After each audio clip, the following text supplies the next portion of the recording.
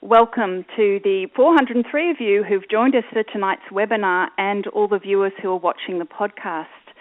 MHPN wishes to acknowledge the traditional custodians of the lands across Australia upon which our webinar presenters and participants are located. We wish to pay respects to the elders past, present and future for the memories, the traditions, the culture and the hopes of Indigenous Australia. My name's Catherine Boland and I'll be facilitating tonight's very interesting session about internet gaming addiction and the effects on mental health. I'm a clinical psychologist in private practice in Sydney and I deal with families in high conflict. And I can tell you that nothing in my clinical training prepared me for tonight's topic. Nothing in my personal life prepared me for it either. And I'm the parent of 3 teenagers, so I take a very active personal interest in the topic tonight as well. This evening we have the wonderful expertise of a range of professionals who are going to enlighten us on this topic. I'm certainly looking forward to it. Just a little note that we've noticed that some people who've registered might think that tonight's topic is about gambling. It is about video games that people play online as outlined in the case study. So you've had a chance to read our panellists' bios and I am thrilled about the level and depth and breadth of expertise. I feel completely out of my depth with these excellent clinicians, researchers, and I have to say gaming experts. So I think you're all going to enjoy tonight's webinar. So I'd first like to go through and introduce our panellists to you. First of all, I'd like to introduce Dr. Sam Yong, who's a GP. Hi, Sam. Hello. Sam, can you just tell me a little bit about, in your youth general practice, how often you come across kids or young people who you consider addicted to gaming? Yeah, look, I don't think it's as uncommon as we think. I probably see more of those kinds of patients as I work in a university clinic part-time and also tend to see younger patients. But it is something that I tend to ask about as well. I think it's more of something that is increasing in prevalence, though, certainly, and I think it will continue to do so in the future. I certainly agree. If the last few years are anything to go by. Thanks for that, Sam. I'd now like to introduce Vaz Stavropoulos, who is a clinical psychologist and has an expertise in this area beyond anything I've seen before. Vaz, are you undergoing any research in this area at the moment? Yes, I'm investigating risk and protective factors related specifically to the game context, and I maintain collaborations with the UK, South Korea, Greece, and the US. That's fantastic. I'm really looking forward to picking your brain. I'd now like to introduce Dr. Kim Lee, who is a psychiatrist. Kim, I know that you've recently participated in a live debate with psychiatrists on whether internet gaming disorder should be included in the DSM-5. What was the verdict? The verdict was that the audience actually got to vote on their smartphone. So at the start, people were saying, yes, it should be included, a majority, and then at the end, they still agreed that it should still be included in DSM-5. But actually, the opposing team managed to shift quite a lot of the audience to say that we need more research in this area. But certainly a very controversial diagnosis, and will be not going anywhere anytime soon. Yeah, that's for sure. All right, I'd like to hear more about that in your presentation, I think, a bit, Kim. Last but not least, I'd like to introduce Dr. John Hurley, who's a mental health nurse. And John, I want to know a little bit about the context of your work at Headspace. What are some of the typical presentations of those kids with reported internet or gaming addiction? Hi, Catherine. I think that's one of the most challenging aspects about this topic of discussion is that on reflection of a number of years of practice at Headspace, increasingly I became aware there is not really any one typical presentation and that you actually do need to have a fair degree of curiosity and some skills to be able to explore with each young person as to whether there's a problem there or not. Well said. All right. Thanks so much for that. I'm sure you'll all agree we've got a fantastic group of specialists here tonight. Just a couple of things I want to go through to make sure we have a great experience. First of all, just basic ground rules to help ensure that everyone has the opportunity to get the most from the webinar. Some technical things that might help you if you're new to this platform, as we've changed the platform somewhat. First of all, if you'd like to access the chat box, click open the chat tab on the bottom of your screen and the chat box will open in a separate window. You can also find supporting resources in the Resource Library tab on the bottom of your screen. If you would like some technical assistance, there is a Technical Support FAQs tab for help with those issues. And if you're still having difficulty, there's a number to call if you need it. I'd also like at this point to give you a heads up that I will be encouraging you to give us some feedback at the end of tonight's webinar by completing the feedback survey, which is really important for us in determining future webinars. So some pretty basic things and about being respectful to one another and the panellists. Please behave as you would in a face-to-face activity. We'll be trying to interact with you on the, I will be trying to interact with you a little bit on the chat. There's been a lot of questions already submitted and I encourage you to ask the panellists questions through the chat and I will try to get through as many of those as possible. The other thing to let you know about is that we'll be going through, each of the panellists will be giving their unique perspective on the case study. And I'll talk about the case study in a little minute, but each of the panellists will give a particular presentation tonight, and then at the end of their presentations, we'll be having a panel discussion, which is where we'll have the opportunity to answer some of the questions that you want to put to these panellists. So what do we hope to get out of tonight's presentation? So basically this webinar is going to give you the opportunity to recognise the clinical effects and harms to mental health related to internet gaming addiction. It will also increase your skills and understanding of managing internet gaming addiction and improve your awareness of evidence-based interventions. It will also identify strategies to engage specialist services when treating someone with internet gaming addiction. I think that most of you have had the opportunity to come across our case study with our 15-year-old Jack, and I was shocked in reading this at how relevant and how real and how lifelike this case study is. I'm looking forward to hearing our panellists' views about Jack and his situation, and just on a little side note, I'm also going to pick your brains, panellists, about poor Jack's mum, who I think has been coerced, if I've read it correctly, into actually delivering food to his room, or otherwise he refuses to eat. But I think some of the questions we've already had tonight are about what are parents meant to do about these sorts of situations. So if you're aware of the case study, that will help guide our presentation. So I'm going to turn over now to Dr. Sam Yong, who's going to give us the perspective from a GP. Thank you, Catherine. Yes, well, my name is Sam, and thank you for having me today. I just thought I would tell you a little bit about myself very quickly. But just in the top right-hand corner of this slide is just a picture of myself at the ripe old age of 17. And that's just me next to my computer, which I spent a lot of time in front of.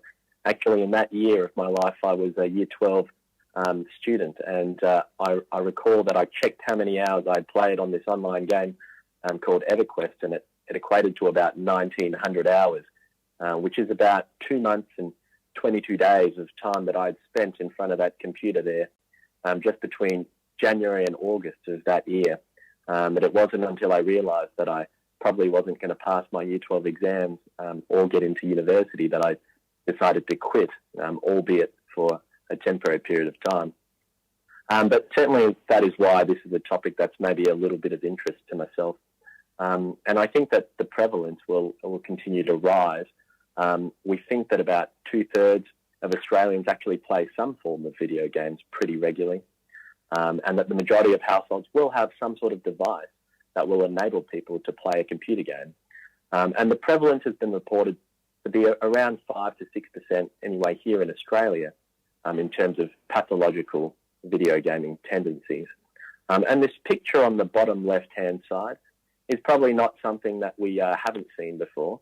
It's, maybe a picture of what we see in the younger generation now engaging in technology at a very young age. And I think, therefore, these kinds of disorders, not only internet gaming disorder, but internet addictions and social media addictions will continue to rise over time.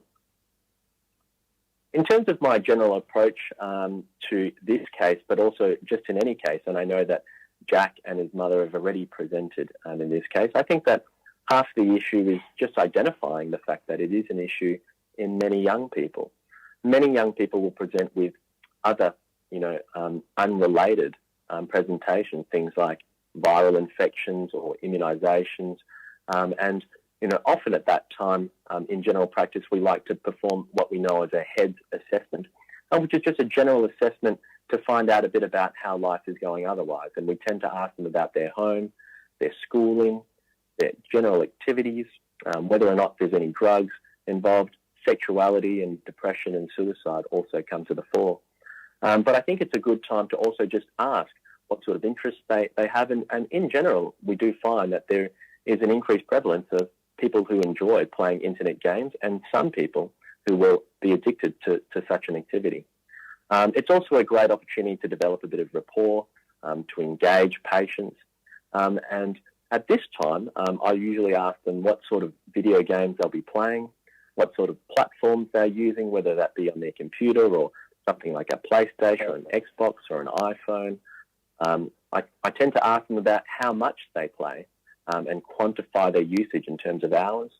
I also like to find out a bit about what motivates them to play and what the addictive properties are, whether that be the problem solving, properties of the games, the social aspects, the escape from reality, or whether or not it's the measurable growth or the rewards that you can have in very quick time. It's also a good opportunity to ask about comorbid mental health problems like depression, anxiety or stress, and using a DAS-21 can be very helpful in that sort of setting. And at that time, I also like to find out about whether or not there's any functional incapacity being caused in this scenario, whether that be relationships, financial, school or work performance, or social isolation. And that's something that I think we can already see in this case.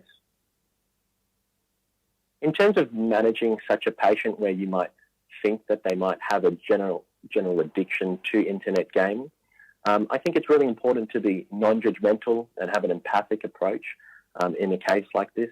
I tend to acknowledge the merits of video gaming, and I guess I'm a bit biased, but I think that there are many. But in terms of general strategies, I think it's important to encourage social play, to play with friends or with family members. Some other things that parents can implement are to negotiate gaming as a reward for key responsibilities, and trying to set a total gaming time per day. And I don't know that there is an exact number, but I think it is important to negotiate that between parent and child.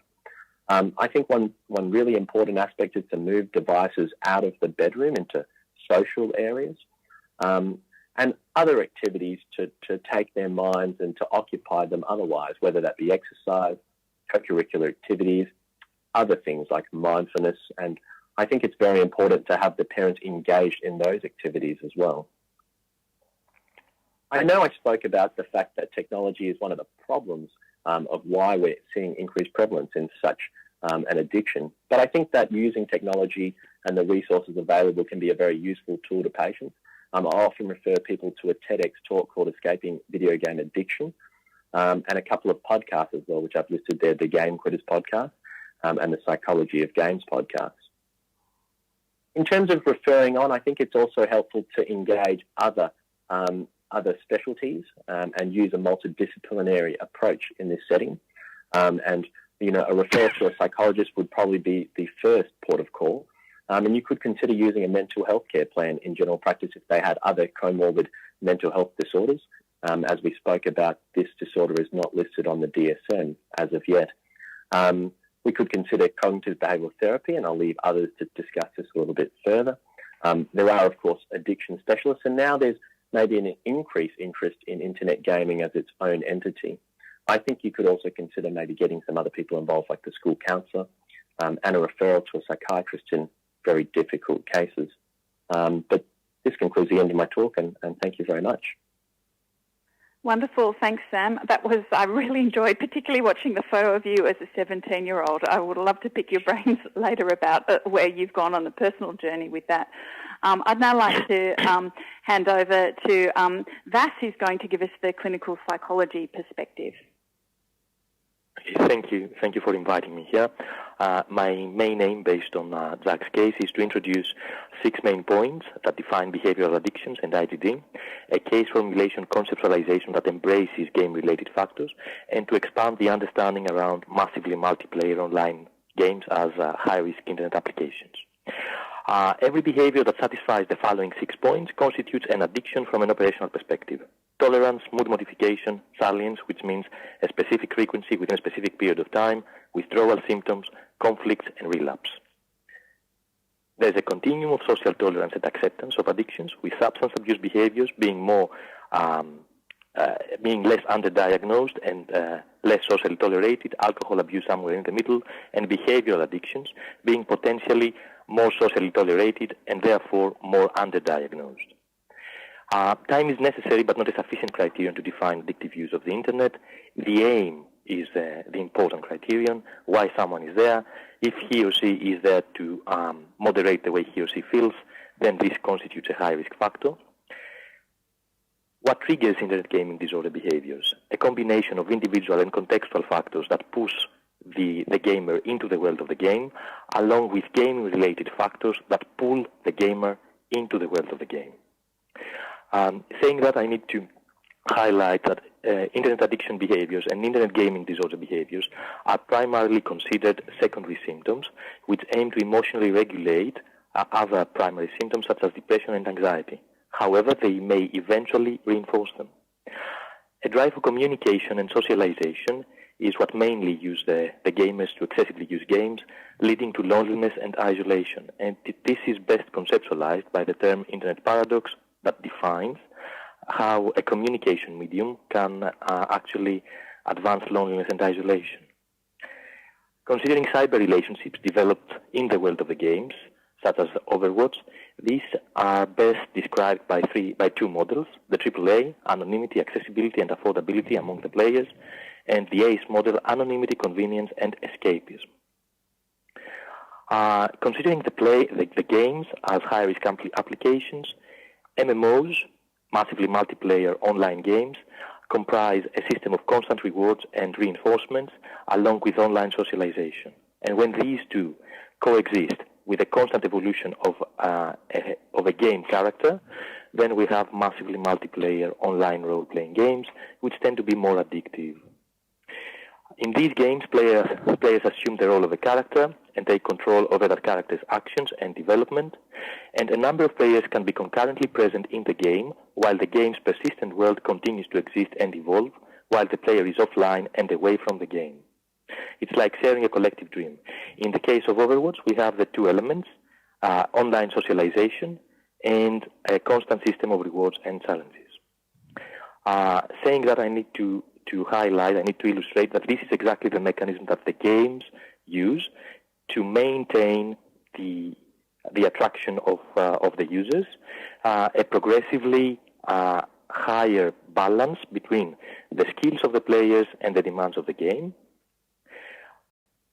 In terms of our clinical case formulation, we usually have predisposing factors which involve adaptation difficulties in someone's real life, which result to feelings of discomfort and distress that eventuate excessive gaming, that is perpetuated by access to gratification and relief. And if the gamer has a level of problem awareness and a motivation to change, then we do have protective factors. And these factors are equally distributed across the real and the virtual context, and can be viewed either as risks or resources, and risks both static and dynamic. Finishing my presentation, I would simply like to say that in terms of our case formulation and our treatment plan, we need to involve elements related to the game context and the relationship between the gamer and his persona in the world of the game, as well as the relationship between the gamer and his online group. Thank you. Wow, Vas, you have got a depth of knowledge beyond anything I could possibly imagine. I'm still trying to get my head around his problem awareness and motivation to change. I'm thinking very much like an ignoramus parent here. How does one increase a young adolescent boy like Jack in our case study, his problem awareness or his motivation to change? And we might come back to that. But I'd like to hear next from Dr. Kim Lee, who's our psychiatrist, who's going to give us the point of view from psychiatry. Over to you, Kim. Thanks, Catherine. So on my journey through internet gaming disorder, at the start, I was like most of the people in the audience, are games really that addictive? And I had to go overseas to clinics in Asia to really open my eyes up on what the problem was. And if you dig deeper into the game design, you'll find out that there are Psychology 101 lessons that are being repeated in gaming and now smartphones. So I've got my rat here in a Skinner box. I got this one from IKEA. But, B.F. Skinner was able to train any rat to press a button continuously for a reward. And he did that by randomizing the reward. So the rat never knew when the next reward was going to come. Now, game designers have been doing this for decades and randomizing the rewards to get players hooked. And if you do a quick Google search on Overwatch, even the Wikipedia link I put there for Overwatch, the game Overwatch has what's called loot boxes. So if you work hard at the game, you increase your level, you get a loot box, a reward, and you don't know what's in that box. And that, for some people, is a real draw card to get them to keep grinding out, to keep pressing the button for the next level. And if you've maxed out on the loot boxes, you can actually spend money on Overwatch. What are they called? Microtransactions. In the end, these fabulous games are designed for addiction because addiction makes money and addictive games sell. And in Jack Gamer's situation, it's hard to really say, oh, he's addicted to the loot boxes, but obviously there are other rewards that are very rewarding for him and brings him back. And one of those key things is that he's posting his videos online, getting comments through forums and his Facebook, and those little rewards that he's getting is big enough for him to overcome the bullying, which I think is probably an even bigger problem in this particular case, and that should be addressed as well, just like you would in any other patient that comes to see you in your clinic. So as a child psychiatrist, I'm probably seeing one new case of internet gaming addiction in the CAMS setting, and these are usually children who are teenage boys who are school refusing to leave their home, not functioning academically, socially, emotionally. And more I'm seeing girls who are presenting with difficulties getting off social media. And more recently, you've seen lots of whistleblowers, people like one of the founders of Facebook come out to say, yes, Facebook is designed to be addictive. So what we've got now, ladies and gentlemen, is your smartphone is now designed to become your own Skinner box. So we are all giving away valuable data and information to the largest social experiment and operant conditioning laboratory in the world. And all the games now are designed to be online so they can collect that data. Now, you can use that in your practice to your benefit by asking the child if they agree to log in to their Steam account, and you can find out objectively how many gaming hours, just like what Sam mentioned when he was playing in Year 12. And I see kids spending thousands of hours on one game in my clinic. So in terms of tips, very basic tips, moving devices out of the bedroom. The Singaporean researchers found that if you had devices in the bedroom, you're more likely to become addicted. schedule activities, no matter whether I go to Singapore, Korea, or Japan. All those clinics there, the patients are handing in very detailed hour-by-hour programs of what they're doing in the day so that they know that they can fill in that time with activities. And if there's an age classification, use it. The website Common Sense Media is a very good website to use if you're a parent or a clinician trying to find out more information. And abstinence is the aim, because abstinence creates awareness. And the University of Adelaide, I'll just finish up now, the University of Adelaide with Flinders University did a recent study published this year that found that if you found gamers who are voluntarily wanting to quit, if you got them to stop gaming from Friday midday to Monday midday and gave their passwords to the study and were not able to access the gaming, they were able to shift their negative cognitions based on their gaming, their self-esteem, and reduce their gaming hours 1 week later and 1 month later. Thanks. Wow, thanks so much, Kim. That is a fantastic and amazing study. I am going to tell my 16-year-old about it when I get home tonight. The Friday lunchtime, was it? Friday lunchtime, because Friday weekends lunchtime. are probably the biggest times that you're going to spend time online, so it's a big chunk. Yeah, fantastic. All right, and last but not least, again, I'd like to turn over to Dr. John Hurley, who's going to tell us about the perspective from a mental health nurse. Headspace. Over to you, John. Hi, that's 3 hard talks to follow. Thank you very much for that. This question would be the most common question that I have been asked at Headspace by both parents and by other clinicians, caused by some, I'm a late life father, and hence I have a teenage son, and I've actually learnt to game. When I thought about answering that question, I kept a few things in mind. One is that, as the other speakers have so well outlined, that games are made to be addictive. The second thing I kept in mind was that as a mental health profession, or across our professions, we have over the years tended to pathologise. As you could probably see, I'm old enough to have been around in the time of the DSM-3 when it was substantially thinner and contained things like homosexuality. So I wanted to be sort of alert that I wasn't pathologising something.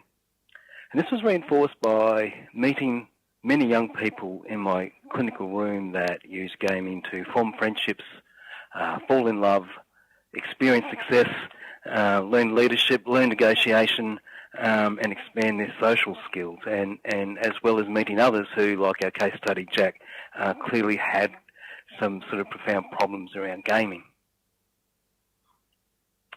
So, as both clinician and academic, what I did is I trotted out of Headspace and trotted into the literature of research, and I did an in-depth literature review. And what I found pretty well reflected what was in my clinical environment. What becomes immediately apparent on the left-hand side of the slide there, you'll see all the benefits that the research indicates comes from gaming. They have friendships, youth identity, mental health literacy, all sorts of advantages. And then on the next perspective, when we have a look at the other research evidence, we find that gaming is strongly associated with decreased psychosocial function and exacerbation of pre-existing mental health conditions. So even going to the evidence and the research itself wasn't necessarily clarifying. What did come clear was that there was no defining diagnostic tool, there was no defining evidence-based clinical treatment, and that's because there are very few clinical trials that are of a large number that are longitudinal. What also seemed to be apparent is that we need to be alert that the evidence suggests that perhaps we need to shift our gaze away from just gaming to wider internet applications, because sometimes the addictions are around what the internet supports, such as gambling, sex, or social interactions.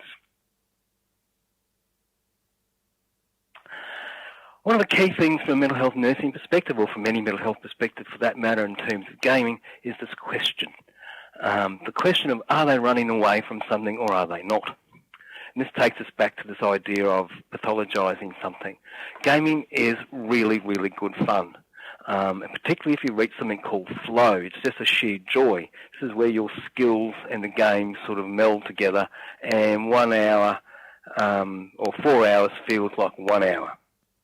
So I find in clinical practice a really useful thing to do, as you would do with Jack, is to explore the drivers for the game. Are they actually walking towards this game for sheer enjoyment, much as one in my youth I walked towards cricket and would have spent thousands of hours doing that? Or are they in fact running away from something such as trauma, depression, parental abuse, social phobias, school bullying, and using it as a refuge? I believe that once we can accept gaming as neither being intrinsically good or bad, that we therefore will have more curiosity to be able to explore some possible answers to that. One of the things about engagement around gaming is that we now have emerging empirical evidence that the therapeutic alliance actually has a substantial positive impact on the outcomes of psychological treatments. Where I come in is that I can use gaming as a tool rather than an obstacle. I can situate the young person as being a teacher and an expert, that they're accepted, and that I'm not just simply another old person telling them how to live their life. Also, being able to talk their language, the language of gaming, gives me some credibility to quite respectfully challenge perhaps the amount of hours they are spending on their games.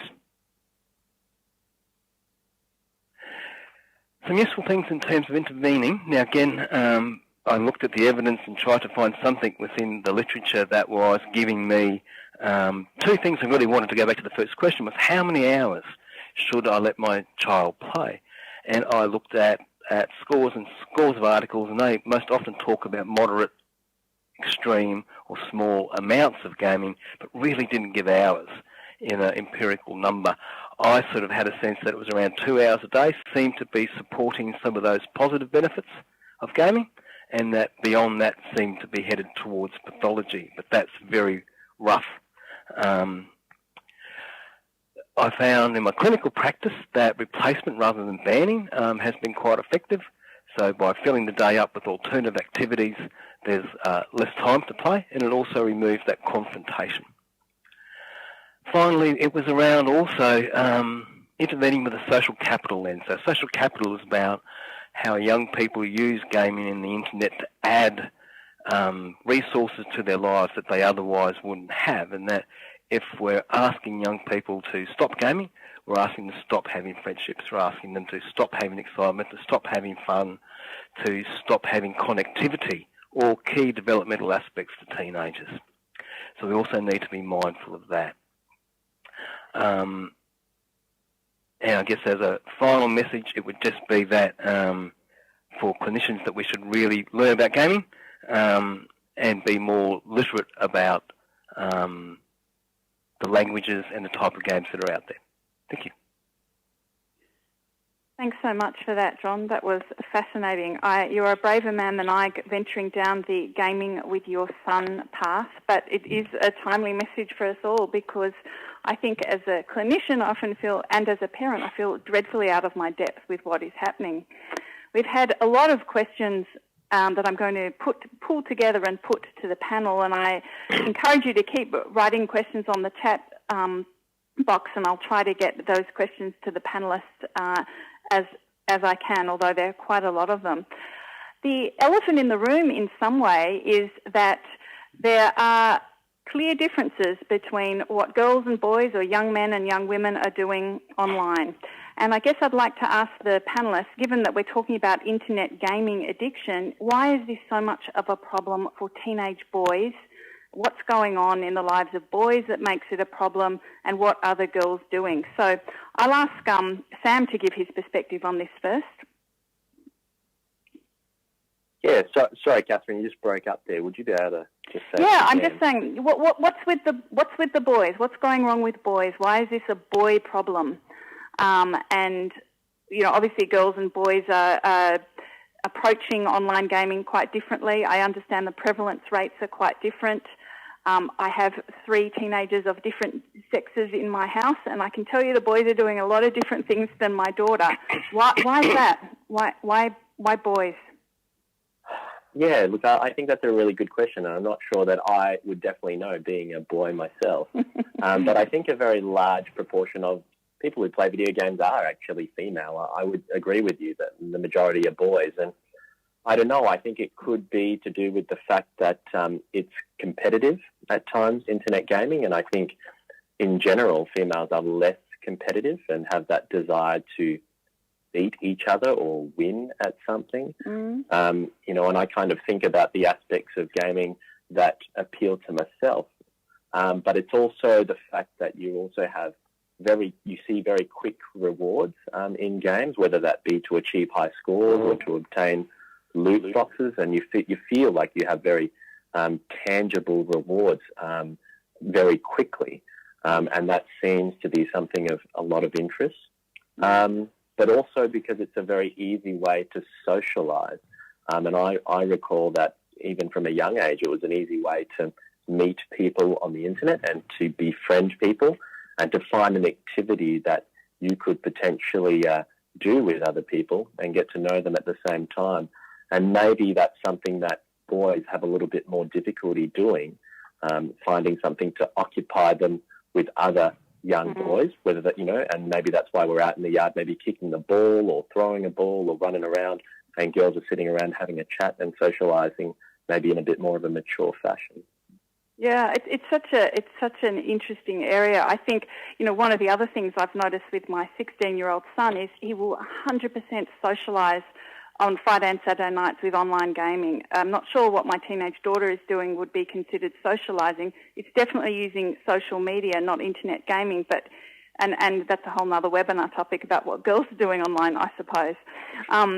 Kim, what do you think about this, about the vulnerabilities of boys in particular to gaming addiction? Sure.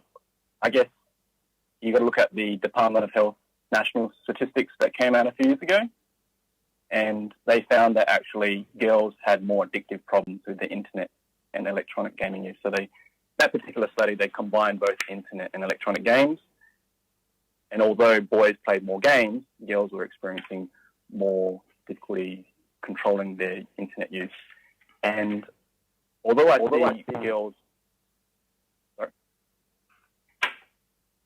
see girls playing games in my clinic, generally it's all about marketing and money in the end. And my webcam's not up. It's all about marketing, and you know, if you go on the playground on the oval, there's a lineup of boys playing British Bulldogs, and the girls might be sitting around talking or playing a game that's safe for them. And essentially, the games at the moment, they're designed in a way that is exciting, and games that are violent are exciting. And there are some theories that there's a strong link between ADHD and internet gaming problems, and the exciting games are the violent games. So that stimulates the child with ADHD, and we know that there are more boys with ADHD. And more in my practice, I'm seeing children with autism suffering from difficulties using their iPad or electronic games. That's actually one of the people on the chat was asking a little bit about autism spectrum disorder and gaming. So I'm glad you touched on that. Vaz, what do you think about the gender difference here in prevalence rates, or how girls and boys approach gaming? Okay, I have 3 points to highlight. First, from a research perspective, we do know that those who present with internet gaming disorder symptoms tend to be more boys. However, when we have females presenting with IGD, their symptoms are stronger, are higher. The clinical cases tend to be more severe. Mm-hmm. That's the first point. The second point has to do with the fact that in every form of addiction, males tend to prevail. And the common denominator when it comes to addictive behaviors is the lack of relationships. Is what we call, it's the main addictive function, one of the main addictive functions. And when it comes to cyber relationships, what has been suggested is that males are more prone to be addicted to them because from a social perspective, are more limited than females in expressing their feelings, either feelings of anger or feelings of attachment and proximity. And the third point has to do with the fact that until now, we haven't had what we call measurement invariant studies, because there is the possibility that boys and girls address the same questionnaires that assess the prevalence in a different way. So the same scores may indicate a different level of severity. And the only study that has been published assessing that thing is an Italian study in 2017. There are more to come.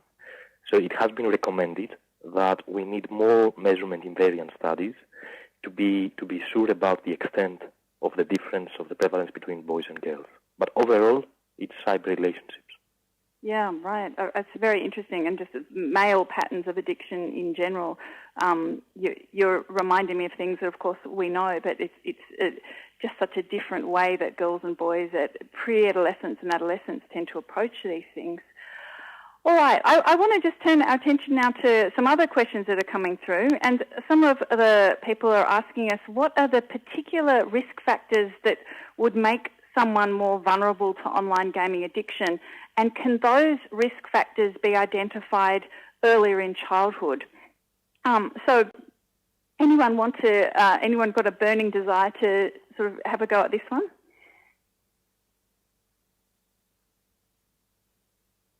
I'll have to direct you, so I'm going to get you to answer it, Sam.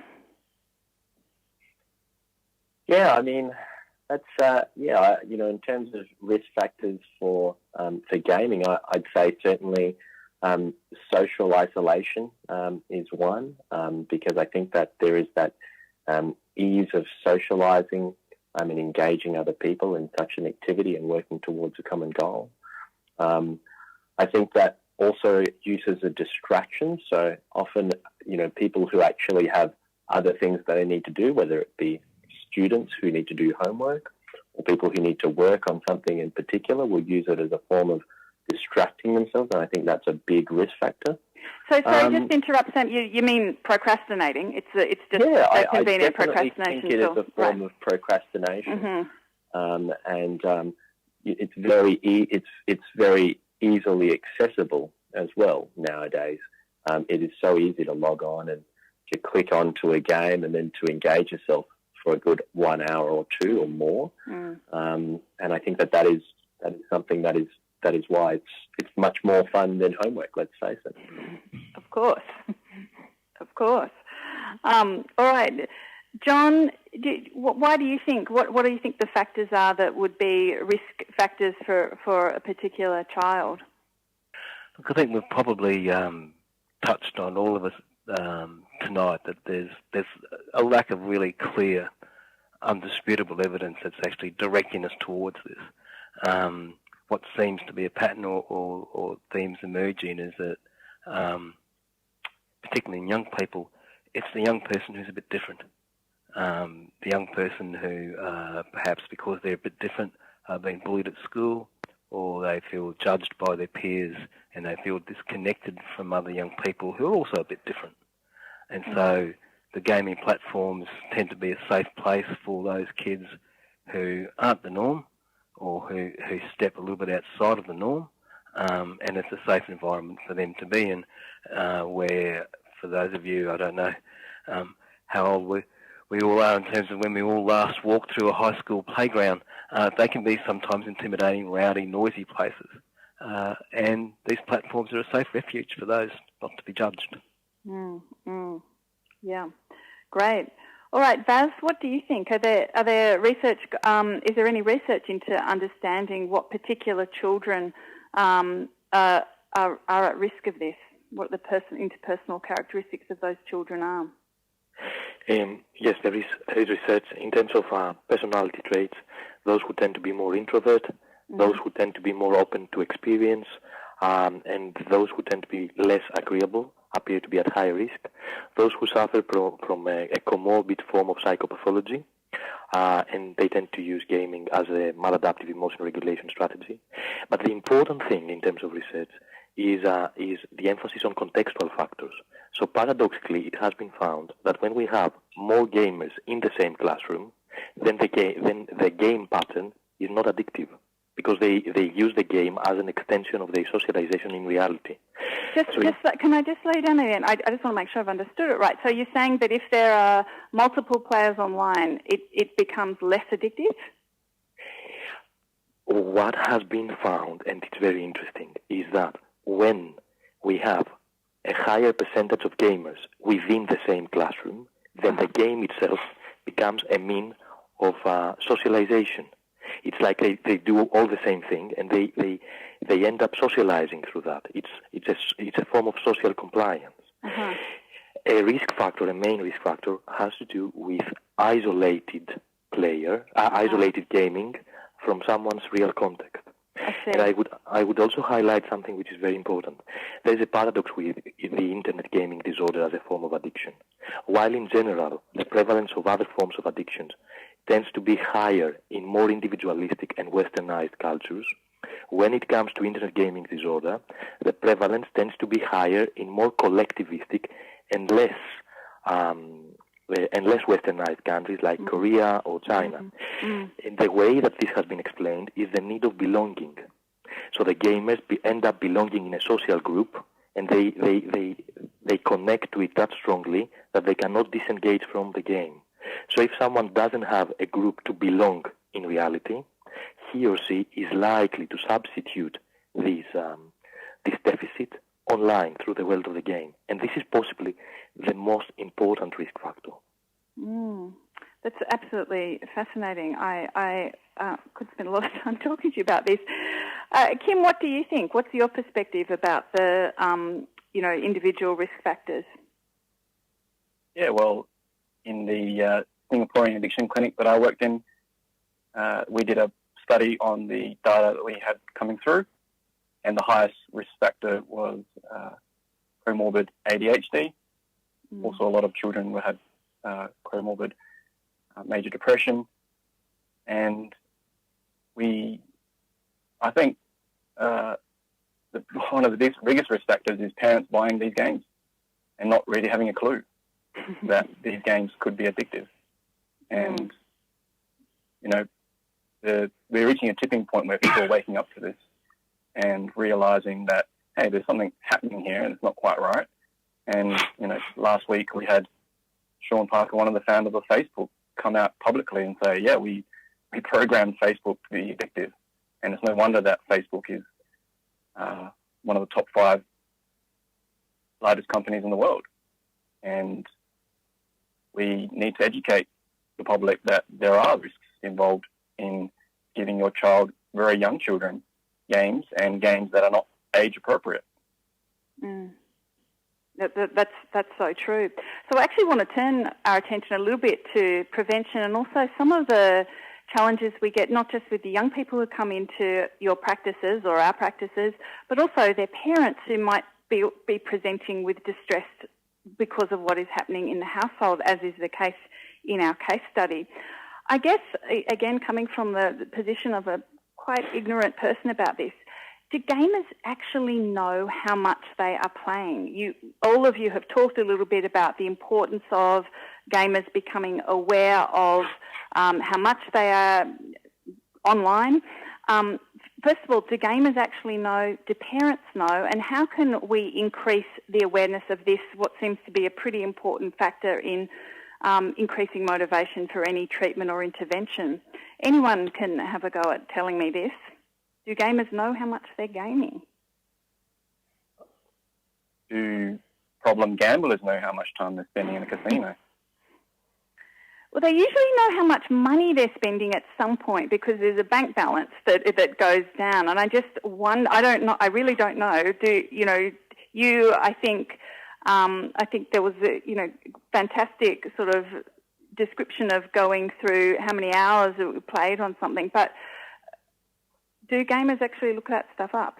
I don't know. I want to know. Well, for some people, they would look it up as a sort of sign of pride or, dedication, which is a great thing. But, what about another question? How much time should you spend on your holiday going overseas? because the way I see games is it's essentially another world, and you're spending time in that world. And we'd all love to spend months on end in Bali relaxing, but there's a real world out there, and it's back in Adelaide or back in Sydney or Melbourne, and that's the truth of it. If you want to let your child spend their time in a world where there's no rules and people aren't accountable for what they do or what they say or bullying or how much money they spend on their grandparents' credit card, then these are all things that we got to wake up to. True. All right. Vas, do gamers know how much they're playing, and how can we increase awareness of that? Okay. I think there are two levels of awareness. Let's say the short time, the on-time awareness while they are gaming, which is not there, because as John very wisely said, they are absorbed by the context of the game and the activity in the game due to online flow. So they are not aware while they are playing, while they are gaming, but they have delayed awareness. They know they have a healthy voice, a reflective voice inside them. And what I usually do when I treat cases of IGD is to ask them whether there is a voice inside them that tells them that there is something wrong there. And this healthy voice is the voice that we ally with and we aim to empower during therapy. Because there is a contradiction, there is a discrepancy between what they know that it is right to be done and the way they actually act. And this discrepancy needs to be treated. We need to empower the healthy part of their self, which is there, in a delayed way, in a delayed time, if I make sense. That absolutely makes sense. All right. Some of our panelists are asking a little bit about parents and what some strategies are for parents. So I'd like to ask every one of the panelists to help us out here and to tell us some practical strategies for parents about how to enforce shut-off times for the internet access or to empower parents managing this problem. I think I facetiously said earlier that Jack's mother has somehow been complicit in bringing his dinner to his room because he refuses to eat otherwise. But what can parents do? I'm not sure that parents are going to be able to replicate that university study and take passwords off kids at lunchtime on Friday. But could we have the panel's expertise on what practical strategies parents can do to help their kids? Over to anyone. I think... Hi. It's really important not to separate the child from the rest of the family system and at the same time from the other life tasks that an adolescent is facing.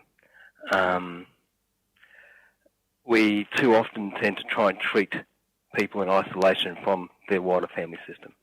So I think part of it would be that there is no magic answer.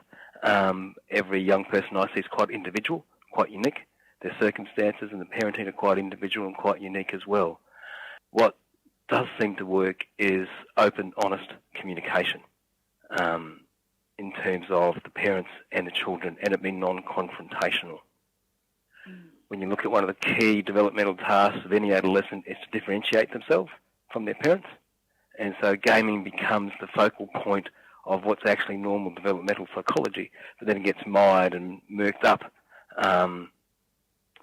in this gaming issue. So it's about, one of the key things I do is get the parents in the room, usually as many of the family members in the room as possible. And that's not always easy with our funding systems. And try and at least promote that open communication. Seems to be a common sort of theme. All right, other panellists, what practical strategies can you give parents to help their kids? Gumtree. Who is that? I said Gumtree. Oh, yeah? Tell us about that. I often say to parents, why don't you just put GTA 5 disc on Gumtree? And sometimes once I had this 8-year-old boy tell me, I don't care if you sell that game, I'm just going to go to Cash Converters and buy it for $5. And, these kids are savvy. But, it comes down to values and family values. And parents have to put their foot down at some stage and say, look, I understand you're really into this game, but we actually value your time and we want you back in our lives. And sometimes that sinks in, sometimes it doesn't. And if you need a professional to help you out with that, then seek help. I mean, in our case study, I noticed Jack is sort of sneaking his parent. He seems to have eclipsed his parents in his technical skills. He's obviously waiting till they've crashed out at night. He's staying up at night. He's doing it in these surreptitious ways. I guess that would be pretty common for, most of us who have teenage children do not have the technical skills that they have, particularly once they hit higher adolescent years. So how would you bring around a family like Jack's where he's sneaking around doing this sort of stuff at night or behind the parents' backs, so to speak? Sorry. Kim. Go ahead, Sam. Look, I was just thinking about this scenario, and I think it's a very difficult one. I think certainly, one of the big things that I promote in people who have this kind of problem would be to move any gaming devices, such as the computer, into areas where everyone is around. Like I think having them in the bedroom is definitely something that where someone can game guilt-free and not have to do it in front of their parents. I think some of the other tips that I often will have to parents are, trying to set a bit of an example. We know that, and I'm just as guilty as anyone, is we spend a lot of time on our phones, on technology nowadays. And I think children and adolescents are very perceptive of that and will follow those kinds of behaviours. And I think it's very hard to tell an adolescent one thing but do another. And so that's one thing I would definitely recommend, is trying to decrease screen time for the adults, as well as a general tip. And that's probably a better way to engage their children and to form sort of good social habits and other activities of interest as well. Yeah, that's true. All right, I want to move on to another area of interest that people have written in about, and that is therapies and effective treatment. So we might start with you, Vas. What are the evidence-based treatments for internet gaming addiction, and how effective are they? We don't have many studies published. What we do know, there's an Asian study, I don't remember the country, which talks about reality therapy and specific questions about raising awareness. There is the French approach, which is not evidence-based, practiced by Tisserand, who says resurrect the avatar, bring the gamer's persona into real life. So what gives pleasure to the gamer inside the game needs to be to find a way to fit in the real world. But hang on. Well, just sorry. I mean, I am really speaking from an ignorant perspective. What if what gives the gamer pleasure is sort of, violent actions and some of the things that I worry about in gaming? How does that work in this sort of therapy? I think we need to think of aggression as a form of an acting out behavior, and of course, tension can be expressed in reality in more allowed or more elaborated ways.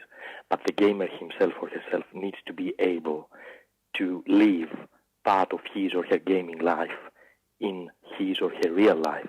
And this is probably the most important thing. So who he is or who she is in the world of the game needs to be brought into reality, according to Tisserand in France. And the other highlight, which is practiced by a center in the US called Restart, which is famous for the treatment of internet addiction and internet gaming disorders, has to do with group therapy. So what they are saying basically is that individual treatment helps someone to address issues in his or her relationship with himself or herself. But when it comes to internet gaming disorder, which is basically caused by difficulties in relationships in real life, we need group therapy and progressively tightened boundaries. So initially, the gamers themselves are not able to activate the level of control that they would like to have had in their lives, and they need external boundaries. Progressively, they establish a level of control, and they need to grow relationship-wise, and they need groups. So it's a necessity. When it comes to internet gaming disorder cases, group therapy is a necessity. When we facilitate groups of gamers, it's very different to other forms of addictions because they tend not to speak, not to talk, and the easiest way to start them talk is through introducing their online personas, through their nicknames. Mm-hmm. Within the group therapy, you get them talking. Yes, this is the initial stage practice both in France, in Italy, Policlinico Gemelli, and in Greece, Athens. This is what we do. But unfortunately, these three countries lack into evidence-based approaches. We need to publish more. Yeah, that's such a shame. It seems so relevant to what you're talking about, and such a really need to get the empirical studies involved in that. Yeah, absolutely. Yeah. Great, that's so helpful. Kim, what do you think about effective treatments? I can tell you that there are many ineffective treatments, such as Chinese boot camps, and they're quite sort of paramilitary boot camps. What do they actually do? What do they just... I tried to go there, but they're very tight, the Chinese, about letting you into their country. But there are some interesting things being done in Korea. They're doing things like transcranial direct stimulation, those kinds of things. And is there any evidence for that? Any evidence? In terms of randomized controlled trials, no. But, gamers are actually using these techniques and buying them off eBay and enhancing their brains by using these machines themselves. Wow. But in terms of actual, I think it comes back down to abstinence, no matter which country I go to. And in Singapore, they found that a reduction in gaming time improved your depressive symptoms and improved your actual mental health. And the old abstinence thing. I mean, is there any effective medication? People are sort of quite interested to know that. The other thing I was going to say in terms of this case, in terms of Jack Gaynor's case, is that he's quite motivated to become a professional. And he needs to be a bit more realistic about that. And I'd have a sit down and chat with him about the chances of him becoming an Olympic athlete is actually higher than him becoming an esports athlete. Right. And esports is essentially a $1 billion industry marketed by the actual companies themselves to glamorize gaming and make this seem like a professional thing. And the weird thing is that everyone's jumping on it. You got Harvard colleges sponsoring teams. We've got Adelaide Crows, who lost the grand final this year, sponsoring an esports team, spending six-figure sums because they know that there's a big money in this. And we've got to wake up to the fact that, the other day I met an Olympic athlete, an actual Olympic athlete, and they actually take Sundays off to rest. The weird thing about gaming is that kids and gamers, adults, they can spend huge amounts of time and not feel fatigued. They have a huge appetite for time spent online, and that's within the game design. The game design never makes you feel full. Yeah, it's the perfect storm, perfect Skinner box, as we've heard. Yeah. All right, I'm conscious of time, and what I want to do is spend the next couple of minutes, 5 minutes or so, just coming back to each of our panellists and get them to give their sort of key messages about internet gaming addiction, where they think this is going, and what the sort of key messages for clinicians, parents or gamers themselves dealing with this issue are. So we'll go back in order. I'll start with you, Sam. What are the key messages you think you'd like our participants to go away with tonight? Yeah, look, I think from a general practice point of view, I think trying to increase awareness in general practice and trying to at least ask about the issue and identify the fact that it's an issue is something that would be a good start. And, certainly I think the prevalence will increase as the younger population is exposed to increasing levels of internet and technology, and also our increasing awareness of this disorder as well. I think in terms of just, key management strategies, I definitely am a big advocate of moving these devices out into social areas, trying to restrict use and trying to, come to a negotiation about trying to spend a limited time per day, but also replacing, that activity with other interests and other activities that you can perform as a family. And I think those are some good strategies to have. It's also important to involve others, as I said. I think you asked about medication therapy, and certainly to date, I'm not aware of any successful cases of medications being used for this disorder in isolation, and I'm not sure that I've found any evidence that would be useful. Okay, yeah, thanks, Sam. That's incredibly helpful. All right, Vas, I might ask you to just give us your summation of the key messages for our participants tonight. Okay, I will start from the last, medication. What we do know is that we have what we call cross-addictive behaviors. So if someone has a tendency to behave addictively, this tendency can transform from one form of addiction into another. And what is officially recommended with clients who present with behavioral addiction symptoms, including internet gaming disorder, is not to be medicated very easily, because they can develop, it is likely for them to develop a form of legal substance-related addiction based on their medication. That's the first thing. The second point is a rather optimistic point. Research-wise, what we do know about excessive gaming is that it tends, from longitudinal studies between 16 and 18, is that it tends to drop over time during that time. So it could be a developmental trajectory between 16 and 18. So it peaks at 16, and then by the time a young person is 18, it sort of dropped off a little. Yes, and it's quite similar to Sam's case, very interestingly. So it could be a developmental trajectory related to differentiation needs from the parents that will dissipate over time. And the other thing that we do know is that it tends to be more intensive the first year of involvement of a gamer with a game, and it tends to dissipate after. So for parents and families, they should be less worried if the symptoms present to be intense before the age of 18 and after the first year of involvement with an internet game.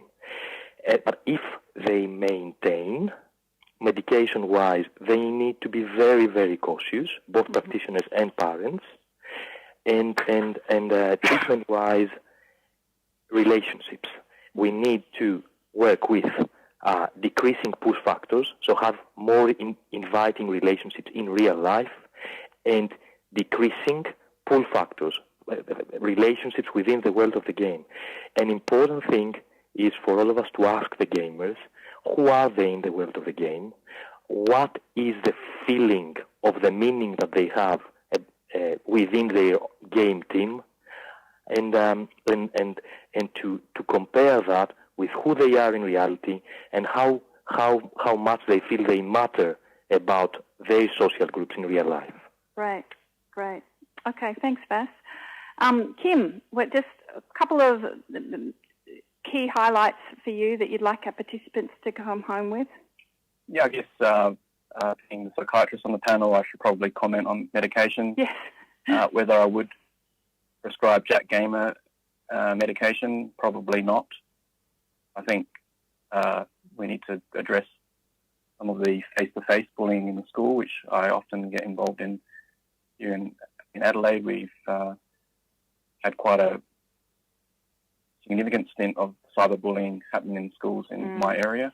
It's been quite widely publicised, actually. And the Carly Ryan Foundation are making legal sort of changes to the law to ban cyberbullies from social media, which is an amazing step forward.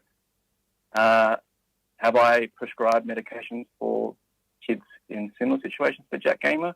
I mean, if he was socially anxious about going to school, had depressive symptoms that he thought life was not worth living, and actually one of the key factors to look out for is people who don't actually enjoy playing the game anymore. Right. It's back to that love-hate relationship, the dopamine, the same thing doesn't give you that same level of enjoyment anymore. And if you're playing this game, grinding it out just for the pure thing that's habitual, then you might, consider some medications. And the only thing for other sort of people who can prescribe in the forum is just to be mindful that if you are starting an SSRI, a serotonin type antidepressant, it can increase impulsivity, and you find them compulsively spending money or things like that. So they're the kind of things you want to watch out for. So, the usual go low, go slow kind of, and psychological therapies. Right. Great. Excellent messages. All right, John, what are your take-home messages for our participants? In echoing some of what Vas was saying, I think there's the first message is don't panic. A lot of this over time does most certainly improve. As terms of intervention, we have a very powerful one, which is the way that we relate with the person involved in the therapeutic alliance within that. And we can use that as a platform to help to guide them towards building a life that's actually more reflective of their wider needs than just their gaming needs alone. And that's about building their self-awareness about what else they might want from their life, both now and going into the future. And very often, particularly young adolescents, don't know that. And so some patience and some hang in there time is very important. Very important when parenting adolescents in general, I would say, wouldn't you, John? It is. Hang in there and make sure they know that you as a parent are on their team, that you're on their side. There definitely isn't a quick fix, that's for sure. Yeah. Absolutely not. Yeah. And that means that sometimes the parents need support. For sure. Possibly more so than the young person. I think that's actually a really good point, John. I think that's certainly true in the clinical practice I've seen. So, great ideas there. I have so appreciated that. And I guess that brings us to the end of our webinar this evening. And what's really struck me as so important in fearing a lot about internet gaming is it really comes back to the very basic things that clinicians know. We were hearing tonight about the importance of interpersonal relations, about the parent-child dynamics, about getting the games out of the bedroom and into social situations, and the incredibly interesting work that Vas was telling us about sort of drawing from the person's experience as a gamer bringing that into their real life. So the very basic things we know about human psychology and psychiatry are as relevant here, even though for those of you like me who don't know much about internet gaming, those issues are still the same. So I'd like to, first of all, thank you all for your participation in tonight's webinar, and for those of you who are very active on the chat room. I'd like invite you to join future MHPN webinars, and just as a bit of a teaser for what's coming up in 2018, we'll be continuing the bipolar disorder series in February, and have topics in 2018 that will cover prostate cancer, oppositional defiant disorder, impulse control disorder, as well as better access to telehealth webinar. And what I would also like to encourage you to complete the feedback survey before you log out. So if you click on the feedback survey tab at the bottom of your screen, it will open the survey. To also let you know, you will get a certificate of attendance within 4 weeks. And every participant will be sent a link to the online resources which are associated with this webinar, again within 4 weeks. And what I'd also like you to do is remember that MHPN supports the engagement and ongoing maintenance of practitioner networks where clinicians from different disciplines meet regularly with other mental health practitioners, share tips and resources, and build local referral pathways and engage in professional development activities. So if you're interested in setting up your own network or special interest group or joining an existing one, you can contact MHPN or indicate your interest on the exit survey. So again, please fill out the survey. And before I close, I'd like to acknowledge the consumers and carers who've lived with mental illnesses in the past and those who continue to live with mental illness in the present. Once more, thank you to everyone for your participation this evening, and thank you to our panellists. Good evening.